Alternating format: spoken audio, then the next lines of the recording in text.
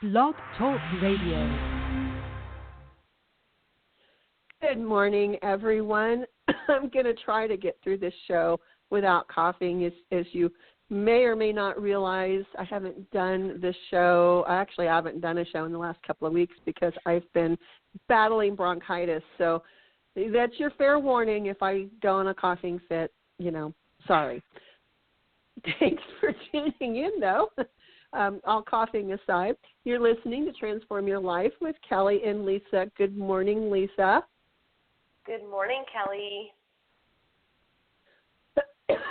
See, there it goes. Gay Life Radio. We talk a lot. I know. We talk a lot on this show about the law of attraction and letting go so you can move forward. And today's show is kind of a twist on that. Kellie? A lot of people, yes. Did I lose you? Yes, there you are. Hi, okay. I don't know what happened. Yeah, live radio people. Are you there? But a lot of times there's just a lot of awesome. there's just a lot. Yeah, I can hear you.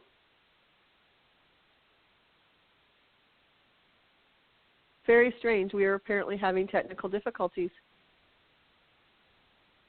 Kellie? Because I can, yes, I'm going to hang I up can and try hear and call you. back in. I don't know if it's me or there you go. or what, so I'm going to call back in. That's a great idea. All right.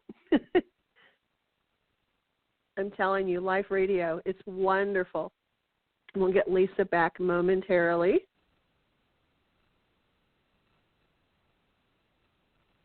And continue on with the show.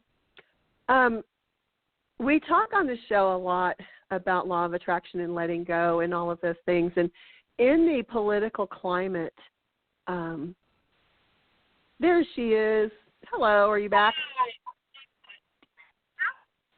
Okay, now we can't hear you. There you are. Am I back on? Yes, you are back on. Yes. Okay. But I think today, what's wrong with my Bluetooth? That's weird. Okay, so sorry. I think so. Yeah. No. But okay. in the political climate in the U.S. right now, it is just a hate fest, really. It is just one of the things about the law of attraction that people don't realize is it's working all the time. All the time. So when we are watching these horrible, horrible things on, especially I've seen a lot lately on social media about Donald Trump and what he has said about women and how degrading it is. And it just plays into that whole rape culture that so many people think we've gotten past, like white privilege. So many people don't believe that there is such a thing as white privilege. When we refuse to accept that those things are real, we are inadvertently not able to let them go, and we're attracting more and more and more of that. We've talked about the law of attraction before, and how if you have a bad day, that doesn't mean you're having more and more bad days. It doesn't mean that's what you're attracting. But we have to accept what is. We have to accept it and look at it and say, oh, I'm accepting this, but that doesn't mean I have to like it. And then we can let that go and kind of diffuse some of that anger. I don't know. Well, you live in Texas, Lisa, so I'm sure you probably see a lot too. But we literally had a shooting, a gunfight out here the other night over the presidential race. Oh, my God. Are you serious? I'm sorry. That's just mind-blowing. One person was killed. Yeah, one person was killed. 2 people are still in the hospital. Oh, wow. And it was because of the presidential race. And to me, it's because people can't control their anger. Right. And don't know a coping skills for it. And they think it's okay to get angry like that. And wow, that's crazy. That's scary. It is very scary. But when you have someone, and I'm going to get on my political soapbox here for a minute because I never do this because I really don't want to give him any more coverage than what he already gets, quite frankly. Right.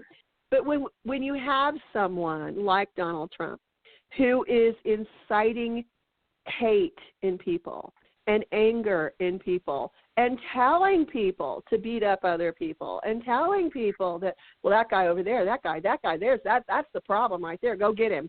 You know, that's really, really, really dangerous. Right.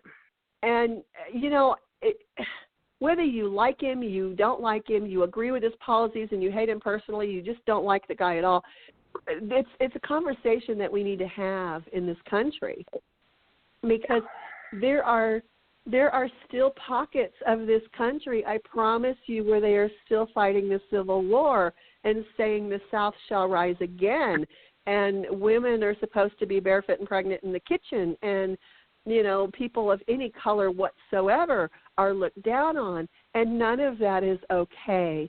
And we need to, as a society, stand up and say, you know what, that's not okay. And it doesn't seem like we're really doing that successfully. And what really annoys me the most, I have to interject here, is it's fine if you support him and if you support his policies, but when you throw back more mud and you are completely skirting the fact that he only respects himself and that he has nothing but narcissistic tendencies, you are a bigger problem than he is. You are.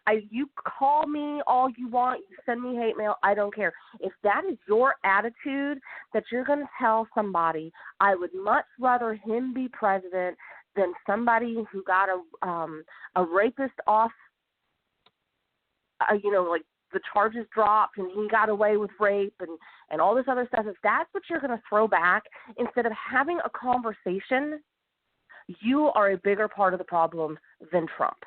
Now, I will throw this out there. I don't like either candidate's personalities or character or whatever. I just want to I am not saying I am a Hillary supporter because I don't like Trump's attitudes towards certain people. But it is alive and well in this country, particularly in the United States. You know, it really is. Yes. And so I just, that's, there's not a lot of there is amazing conversation happening, but not as much as should be happening. No, and that is not getting the media coverage. The conversations that people are having in small communities, and I know we had one out here last night after the whole shooting. We had a community meeting and said, okay, look, this is the deal here. And the bottom line is, I don't like either candidate either. I think we could have done much better. But the bottom line is the president, this day and age, is a figurehead leader. Yes. They cannot make their campaign promises come true, no matter what they are.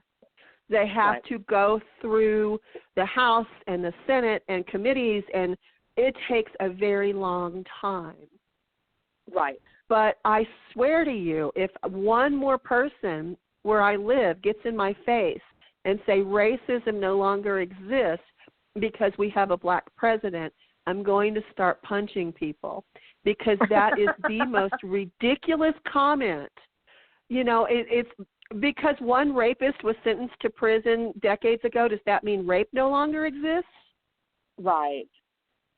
That argument doesn't hold any water. And to me, that is further illustration about white privilege. White privilege does exist. I have through my life had many, many, many friends of color, and I can promise you white privilege exists. I have seen people that I love dearly treated horribly because of the color of their skin, and that is wrong in any book, in any political party. No matter who you are, that is wrong to treat someone like they are beneath you because they happen to have a different skin tone. Right. But that is what is being brought to the forefront. And really there are many, many, and I'm a Reiki master, as most of you know, and there are many, many healers right now who are behind the scenes sending love and light and transmuting the hate into love, because that's kind of what we do. And the positive way to look at what's going on with all the mudslinging and all the anger and all the hate is to realize that only when we see something that needs to be changed can we change it. And that's the way I'm choosing to look at things. I know I haven't turned on my TV in weeks because I'm so tired of the political commercials.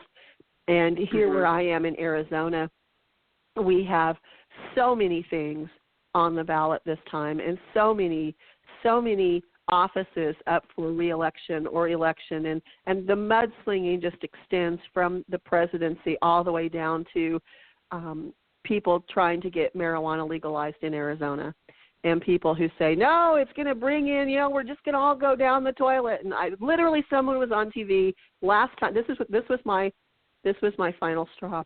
When someone was on TV, on the news, they were covering a discussion that was supposed to be a discussion on Prop 205 in Arizona, which is about marijuana legalization. And someone got in front of the camera and says, no, we can't legalize marijuana. All of the hippies from California are going to move here and ruin the whole goddamn state. And that's what they put on the 6 o'clock news. I don't even know how to respond to that. Right. Wow. But that is the depths of the stupidity that is being spewed out. And, never mind that all of my friends who live where I live are hippies from California who are already here. So, hey, guess what, dude? We're already here. But that is what they chose. Here, there are people inside the facility having a debate and talking about how this can work and how this can benefit and what the drawbacks might be, having an intelligent conversation. And who do they put on TV? The moron out front. And I think our mainstream media has just gone so off on the they've just gone over the deep end. They really have. They've gone off into the deep end, where it's all about sensationalist TV. And when our news broadcasts more closely resemble reality TV shows than unbiased news, it's time for me to not watch anymore. Right. So, a lot of what you were talking about when we were talking about the show, with recent things that Trump said and, all of that stuff is quite frankly stuff that I have missed. But based on what he has said in the past that I've heard, I can pretty much tell it wasn't very nice. I have to cough for a minute, so I'm going to mute myself. So feel free to comment. I don't know what to say to that, but it is definitely more prevalent, and I've actually read something on Facebook, and I know Facebook is just what it is, but the point of this is there was a lady who was in her 50s. Actually, you know what? No, it was actually in a radio interview I listened to. She's in her 50s, and she has seen the progression of the media, and it used to not be this way. Now, and I'm not saying that there weren't biases or things along those lines in the past, but there was a lot more truth-telling. There wasn't a lot of fear-mongering, things along those lines. And now we just have access to it, and people are throwing out their opinions. And my biggest issue is if you're going to argue, have logical arguments. It's okay if you support either candidate, but when you sit there and I'd rather have a person who this, and this, and you're really not getting down to logical arguments, you're still putting your personal beliefs in it. And I know that's somewhat important, but it's bigger than that. And so, that's where I have my issues. Well, I think too, so many people, particularly old white men in this country. My daughter, I have been self-employed forever, so it really, especially in the real estate market, while it has impacted me from time to time, I have not seen that on a day-to-day basis in the workplace. However, my daughter is still working in a corporate situation. Granted, it's more of a resort area, which is a little bit more, a little bit different. But she tells me, it's the old white men still treat women like trash, and she sees it, and this is also in Texas, and she sees it not only from the owners of the resort she works in, but she sees it in the guests, where old white men will come in and they will treat the staff of the resort, and this is a very nice resort, and men will come in and treat the women staff members like they should just be walked on. One of them, my daughter does not work the front desk. She is way upstairs in an office where they don't even want guests to know she's there, because she sort of is in charge of the concierge and making sure everybody is getting their massages and getting their, whatever they have booked. So she doesn't really have personal contact with the guests. She sort of oversees everybody that does. And she happened to be down at the front desk one time having a discussion with a staff member. And a man came up to the front desk and said, "Hey, sweetie, you, the little red-haired girl, can you get me a cup of coffee, please?" And number one, my daughter is 35, so, little red-haired girl, no, that don't fly. And the fact that she was the boss of everyone there was completely lost on him. And I said, "What did you do?" She says, "Well, first I laughed and said, 'I'm sorry, sir, if you're incapable of pouring yourself a cup of coffee, you have a deeper problem than I can help you with.'" And he was appalled and said, "I demand to speak to the manager." And all of the girls at the front desk turned around and pointed at my daughter.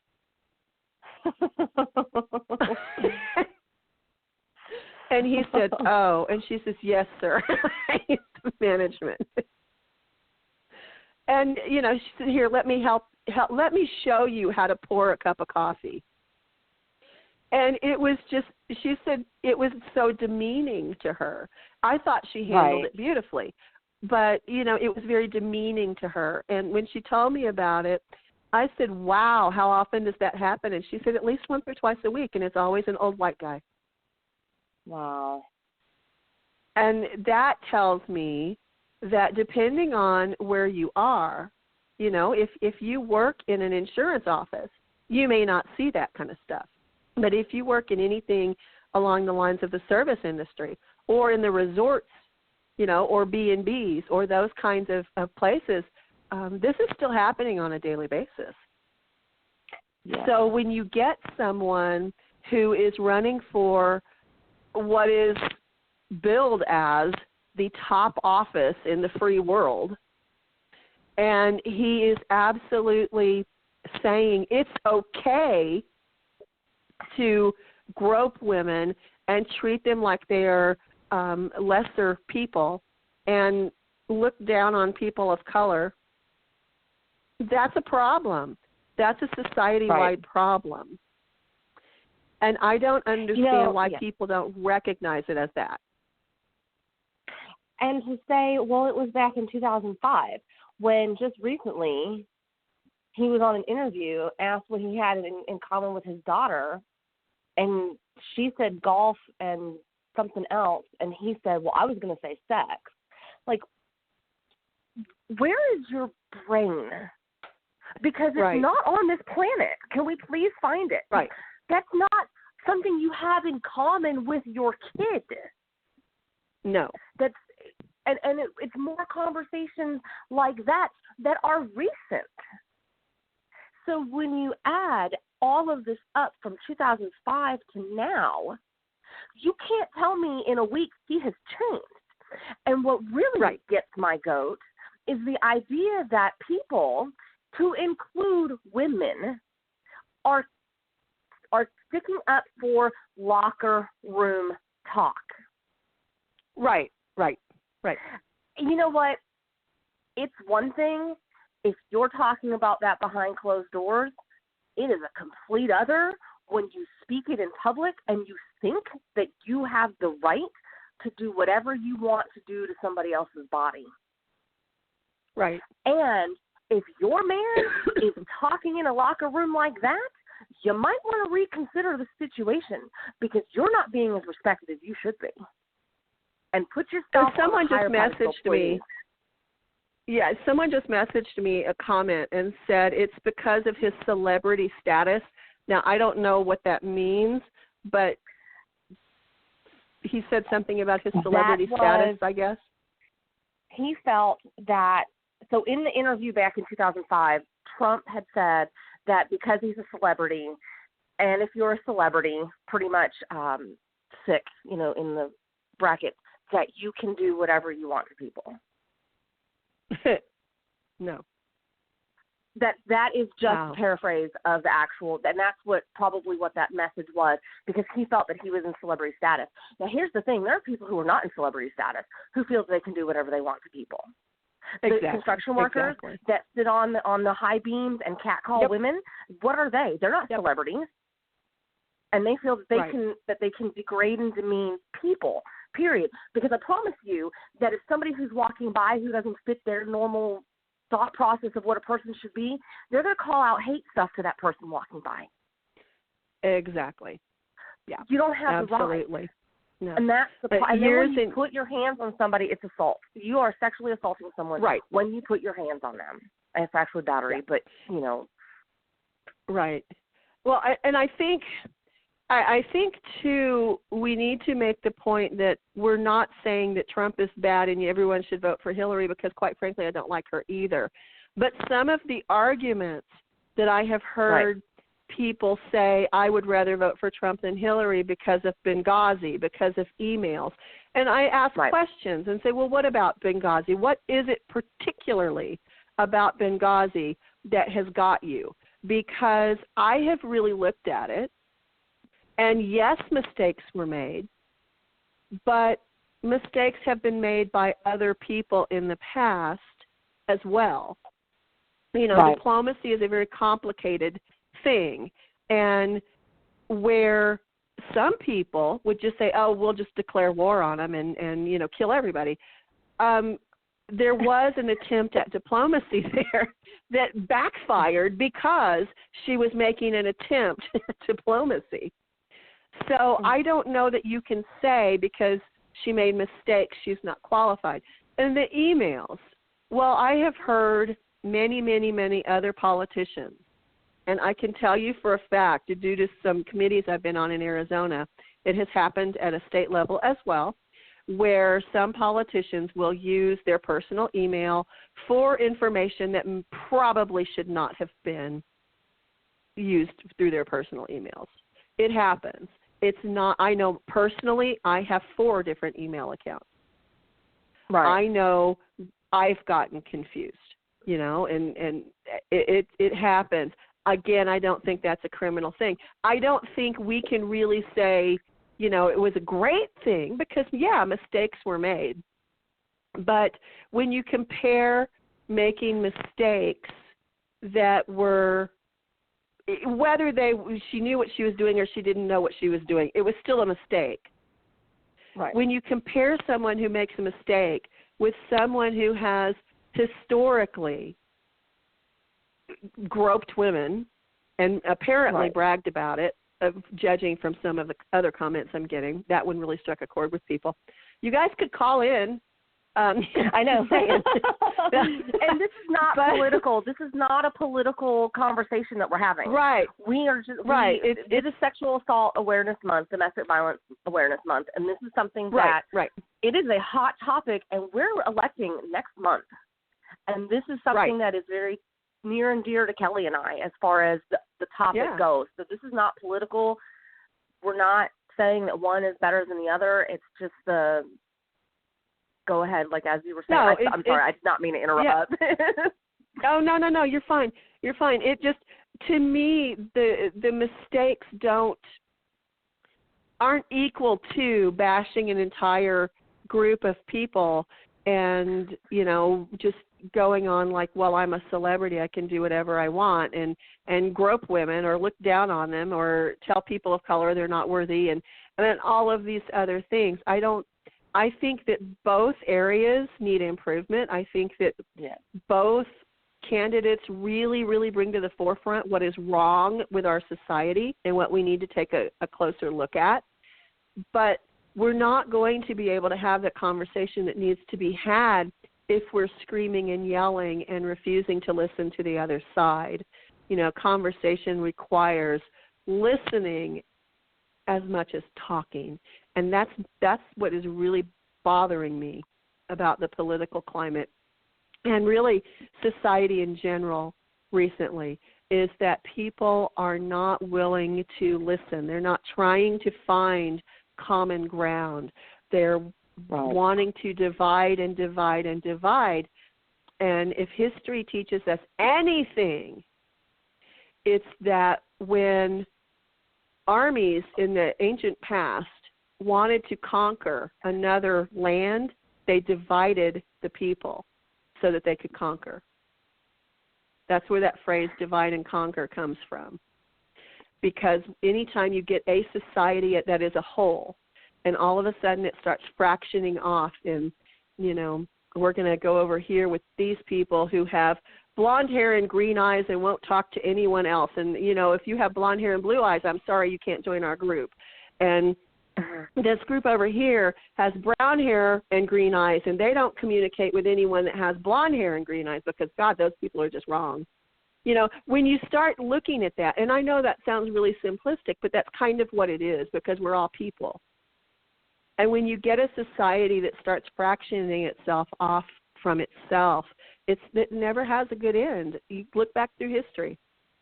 You know, history ignored is doomed to repeat itself. And that's what is really bothering me about what's going on in the States these days. It's very, very, very divisive, and no good is going to come from that. Right. That was my soapbox What upsets moment. me too, no, and my soapbox is the hatred that comes from somebody else having a different thought process or belief system than you do. I just read on Facebook before we were live, well, actually, like right before I called into the show, somebody had posted a picture of Hillary making this crazy face and said, you know, something along the lines of, whoo, that was a tongue twister. If you think you're stupid, remember there are people voting for Hillary. What does that do? That does absolutely nothing. And I've seen it on the Trump side, too. If you think you're stupid, remember there's people who are voting for Trump. I've seen it on both sides. How is that helping any progress in the United States when you start calling people stupid? Yeah, it's not. Because, it's very close-minded. And I promise you, there's a Hillary supporter on your Facebook page. They just might not be coming out and telling you. You know, so that kind of... Well, it's very sad because that goes back to what I was saying, too. It's being very divisive. You know, in the country, we're all Americans. We should all be concerned with getting through the election unscathed, you know, because really, if you're disgusted with the way things have been going, you have a vote. Vote all the incumbents out. That is what I tell people. If you really think that the country has gone down the wrong path, when your officials are up for election, vote for the other guy. Vote them out of office. That is how the electoral process should work. You know, whether it does or not, it's another show. But you know, there are ways to show your displeasure with candidates. It's a vote. But how many people, and this gets me every time we have an election, how many people want to scream and yell and jump up and down and don't vote for that guy, don't vote for that guy, don't vote for that guy, and then they don't vote? If you don't vote, you are not exercising your right to have an input in what is going on. And, you know, whoever you vote for, whoever you like, vote. I mean, that's really, my grandmother used to say, if you don't vote, you don't have the right to complain. And yet I see an awful lot of people complaining in areas where there is a historically low voter turnout. So that always gets me too.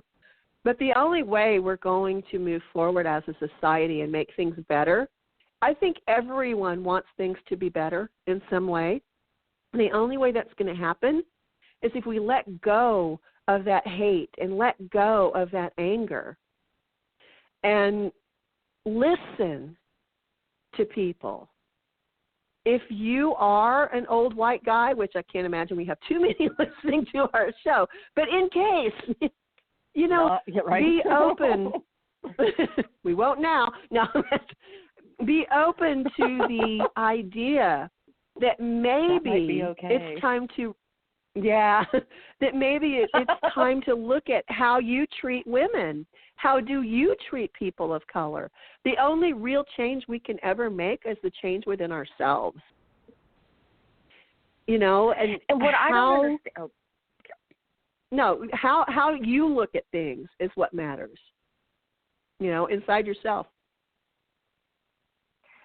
I don't understand how anybody would be okay with their child being treated that way.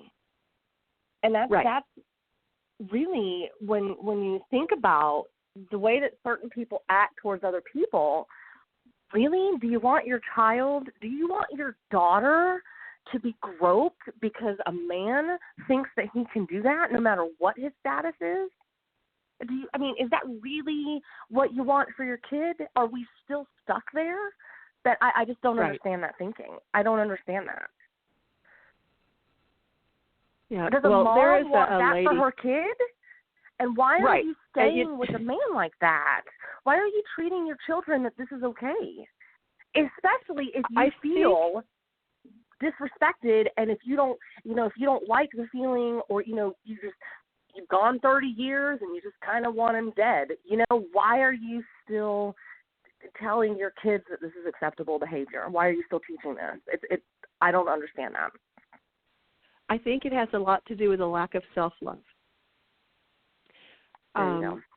I think that's what it is. I think you hit on something that's really, really important, in that so many women have been conditioned through the years by society, by other men, by other women. We've been conditioned to accept what we can get rather than realizing we are worth more.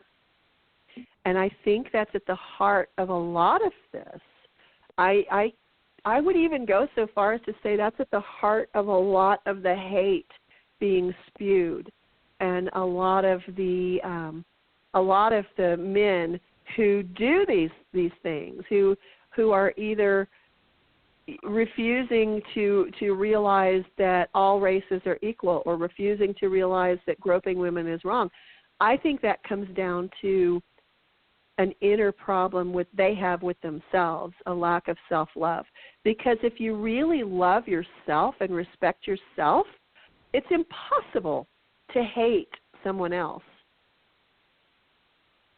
So maybe we need to take a look at it from that angle and realize that people treat other people the way they treat themselves. Which, if you look at it that way, boy, doesn't that make Trump scary. And people who say things and do things like that, that's really scary. Do you really want someone with a low self-esteem trying to run things? I don't understand. But people don't want to see that. People look at what they want to see. And that's scary. Yeah. I just want to say that I was not saying that out of a place of judgment. I have been in situations where I have not walked away as fast as I should have. It's a question that needs to be addressed. It is. And, you and I work on helping people get unstuck all of the time.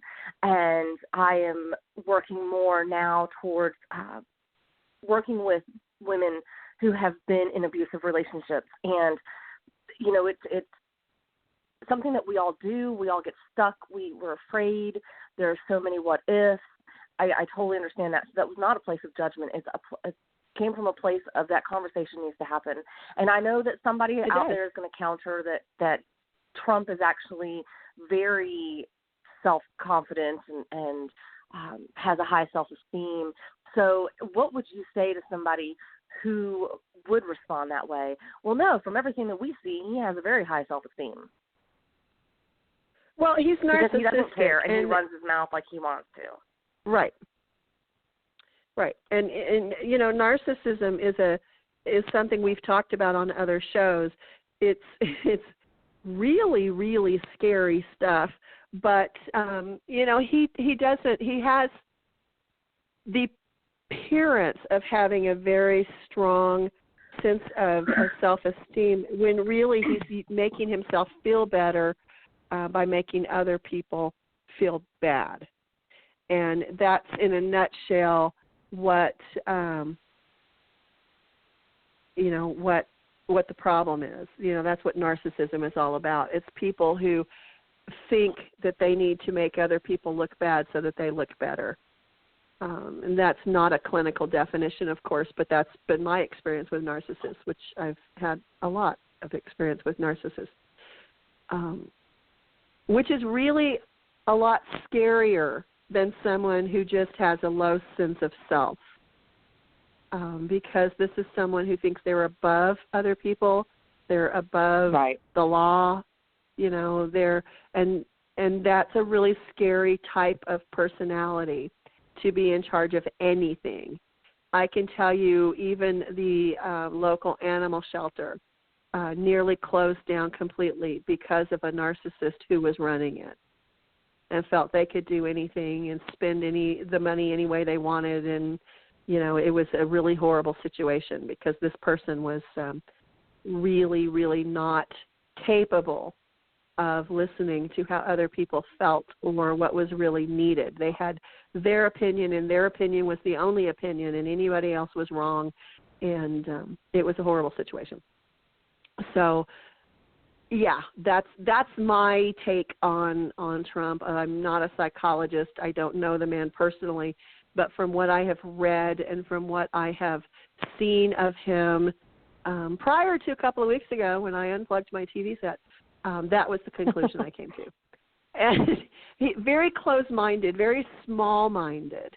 And, you know, there are people, and I've talked to people who live where I live who say it's all an act. He's really not that way. He's trying to cater to a particular demographic of the country. And if that's true, number one, he deserves an Academy Award. And number two, how does that make that demographic feel if they think that he's just trying to act the way he thinks they want him to act? That's a whole other conversation that people need to have. I personally have not seen evidence that it's that big of an act for him. I don't think it's a stretch for him at all. But if it is, terrific acting, you know, because he's very convincing. The bottom line really is we need to have these discussions. You know, we need to, in our own communities, with our own friends, with people that we know and love, we need to start having these difficult discussions. You know, I'm not saying I want to break families apart and make longtime friends not friends anymore, but these are discussions we need to have openly and honestly and lovingly, without accusing people of being stupid or sluts or any of the other wonderful, colorful metaphors I have heard used recently to describe people, because that closes your mind. When you're making a judgment against someone, you can't hear what they're saying, even if you would ordinarily agree with it, because you've already closed your mind. So I think it's really important that we have these conversations. You know, how do you start such a conversation? Well, I just start asking questions to people, you know, but find what works for you and really have these conversations, because I honestly do believe it all goes back to low self-esteem, low self-love. I think most of society's problems could be resolved if everyone had a healthy sense of self-love and self-esteem. That may sound very simplistic, but that's my viewpoint. What do you think? I think that was an excellent one. No, I agree. I was shaking my head quite a bit when you were talking because, you're right. And you always hear that people are mean because it makes them feel better. And, I don't get that, but I understand, I guess, that thinking and the whole narcissism. Like you said, we've talked about it before, and that is a completely different show. But, yeah, it's the conversations that are the ones that are the most uncomfortable to have, that are the ones that are most needed right now. I love that you started off with not wanting to break up families or friendships, because I don't think that needs to be – I don't think that needs to happen. I think if both parties can, sit down and talk and come to some sort of agreement or some sort of conclusion together, that it's not necessarily going to end in a devastating manner. I know there's several people on my Facebook who are my friends. For real, we knew each other before Facebook, and I see some of the things that they post, and I'm sure they see some of the things that I post, and we just kind of choose to be friends. And there's times where I'm like, I really want the picture, but I'm not going to do that. I'm just going to pull back. Because we can have conversation in person, and I don't, when you sit down and you're like, oh my goodness, this is wrong, and this is wrong, and this is why you should this, and this is why you should that, and you're coming from a really heated emotional place, and to particularly text it out, a lot gets lost in translation. You could just, and if a person is coming from a different place, like let's say they just sat through an hour of hellacious traffic, and now they're reading your comment, and they're like, what? I can't believe she addressed me like that. Why is she being so mean, or whatever the case may be? And that's totally not what, where you were coming from. I try to avoid that because of that situation. But I also know that when we sit down, that I can completely come to a point where we agree to disagree. Right. And, I think starting conversations with questions really helps, because I know there's a woman who lives in this area, and I've talked about her before because she's 100. And I was talking to her last night when we were having our community meeting, and I asked her, I said, why do you feel the way you feel about the political candidates? And I didn't mention either one. And I didn't ask her how she was voting. I said, what was it? Why do you feel that way? And what she did, and keep in mind, she's 100 years old, so she was raised in an area where women were less than human for much of her life. And she said, well, I don't like either candidate.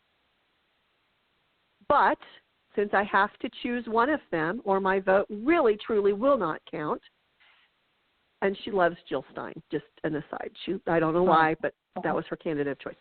And she said, since I have to choose one of them, I'm going to have to choose Hillary Clinton.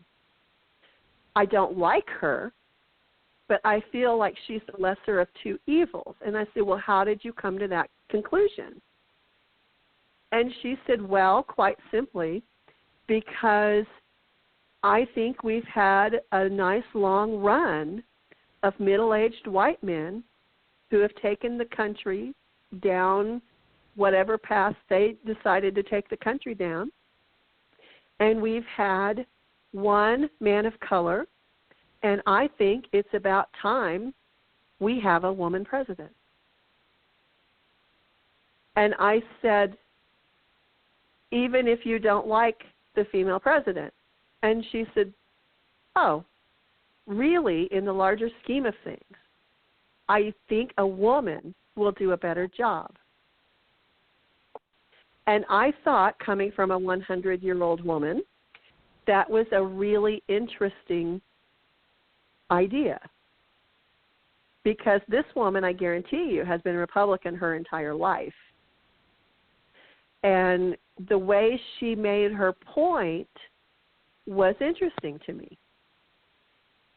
That she felt like, well, we know what old white men are going to do. Let's see what happens to somebody who doesn't follow that same principle. Because even if you're Democrat or Republican, you're an older white man, period. Right. You still have the privilege of being an older white man, and no matter your political affiliation. So, good on her. Yeah. I thought that was really interesting because I totally expected her to give me all the wonderful qualities about Trump, and she didn't go there.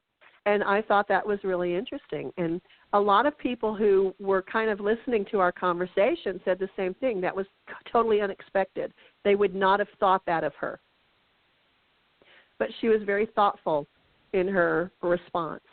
And I know with a lot of the conversations we've had out here about our water issues, and we have a number of issues in this area, and what we have started doing is saying, okay, tell me why you feel that way. Because we were getting people, we were having fistfights. The sheriff was having to attend our community meetings because people were getting bloody and battered. And when finally a local resident said, here's what we're going to start doing. We're going to start asking questions rather than making accusations. I want the first response from anybody's mouth to be, why do you feel that way? Tell me, why do you feel that way? And listen to the answer. And I think, this is just one teeny tiny itty bitty community. I mean, all of us, the entire community fits inside one small schoolroom, one small classroom. So this is a tiny place. But I think that's where it has to start. I think it has to start around our own dinner tables. I think it has to start within our own groups of friends. And I think it has to start within our own, expand that outward, your churches, your schools, wherever it is that people gather in your community. I think that's where it has to start. And we have to start having conversations rather than fights. I agree. And that's what I've got today.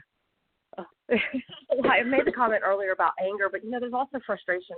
People aren't being heard, or they're being heard, but they don't feel like they're being heard. Nothing's changing.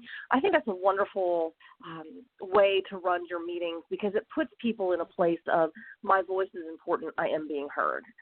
And when I first started, when we talked about the people who got shot, the whole shoot up thing that happened with your community meeting, that it was anger. And it's more than just anger.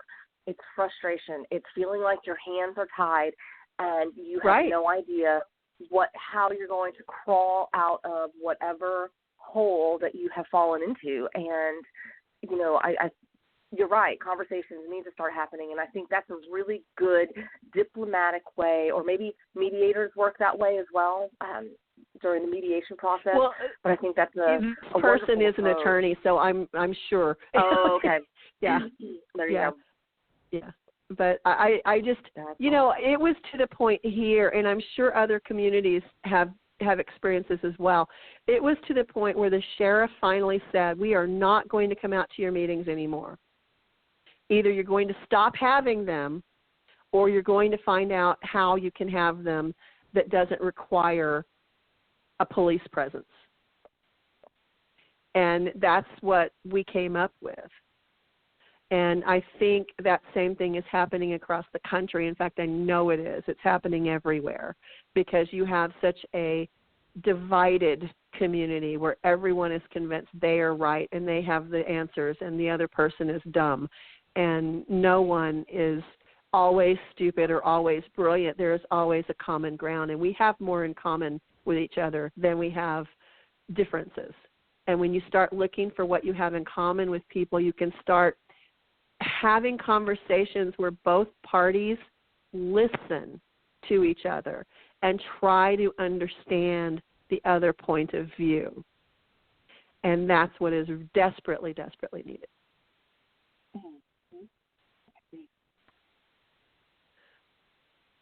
So, do you have anything? Next week we'll bash Hillary. No, I'm kidding. That's not what this is about. Promise. This is not political. Vote for who you feel that you need to vote for. Just make sure you're doing it for the right reasons. Make sure you've really done your research and understand the person's character. And don't throw mud back. It doesn't get anybody anywhere. That's my political public service announcement. I do want to take the last couple minutes here of the show to invite people, really anyone, but most of the people involved in this compilation are women. If you have a domestic violence story, we are still accepting submissions for the Journey from Surviving to Thriving, which is a compilation book, domestic violence, with personal stories and how people got through their stories. So if you are someone who has a domestic violence story to share, or if you know someone, please get in touch with either myself or Lisa, and we will be happy to give you all of the details. Absolutely. I think we are done for today. How do you feel? I think we are. Thank you guys so much show. for listening. My voice is getting hoarse, and I'm going to start coughing. So I'm going to say thank you so much for listening, and we'd love to hear your comments. Let's have this discussion. It needs to be had, and we will see you next week. Thanks, guys. Bye, everyone. Have a beautiful day. Bye.